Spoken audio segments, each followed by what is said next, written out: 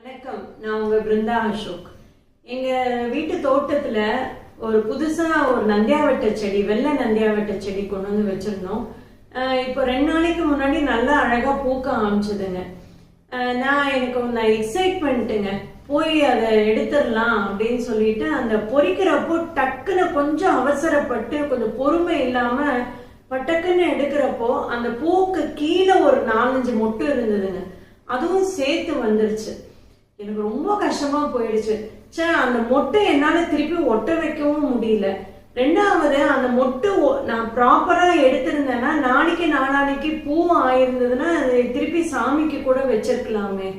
அப்ப நான் யோசிச்சேன் ஃப்ரெண்ட்ஸ், என்னோட வாழ்க்கையிலயும் சரி உங்க வாழ்க்கையிலயும் சரி இந்த அவசரப்படுறதுனாலையும் பொறுமை இல்லாதனாலையும் நம்ம நிறைய தவறுகள் பண்ணியிருப்போம். இனிமே அந்த மாதிரி பண்ணாம கொஞ்சம் கவனமா இருப்போம். வணக்கம்.